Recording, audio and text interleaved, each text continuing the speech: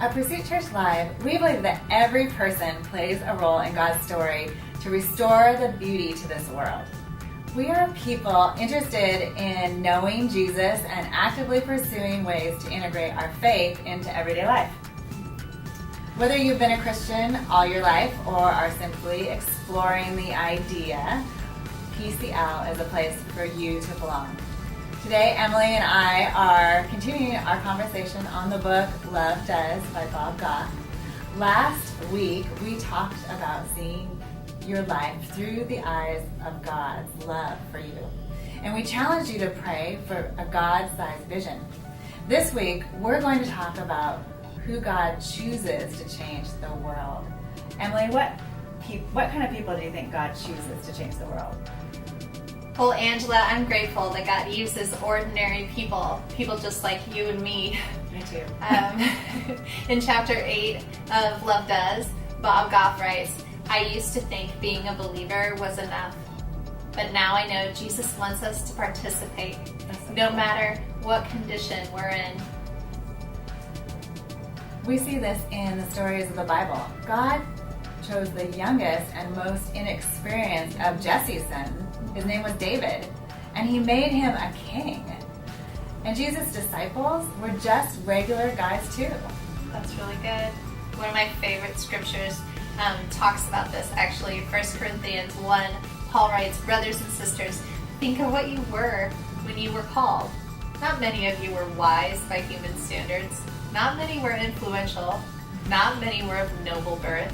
But God chose the foolish things of this world to shame the wise. God chose the weak things of this world to shame the strong. God chose the lowly things of this world and the despised things and the things that are not to nullify the things that are, so that no one may boast before him." That's really encouraging. Yeah. And that's what Bob Goff is focusing on here. God doesn't choose us because we are smarter or more qualified than everyone else. God chooses us simply because we let him. We simply say yes, and our yes to God begins an adventure into a life we could never imagine. Bob tells the story of his wedding day when his 4-tier wedding cake is being transported into the reception hall. It's dropped in the gravel parking lot.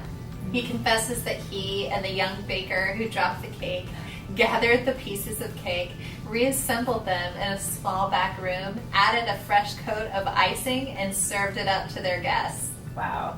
Bob writes, "Like that cake, my life is full of small rocks, pieces of asphalt, and it's broken in unprepared relationships and unwanted debris. But somehow God allows us to be served up anyway." Bob gives us some great advice. He says, what we have to do is decide to move from the parking lot to the party. We just have to decide that the residual rocks and small pieces of gravel aren't going to keep us from being served up and used by God. I love a good party. Yeah. Today's challenge invites us to say yes to God, gravel and all. What's been holding you back? What pieces of gravel in your past or present reality are hindering you from believing God would choose you? Let's identify those and just decide to just say yes to God anyways. Let's move from the parking lot to the party, shall we? Yes, we shall. Each day of the month you will find daily challenges just like the one that Angela just talked about on Facebook, our app, and our website. We would love to hear how these challenges are changing the way you live and love. Keep tuned in for more on the book Love Does.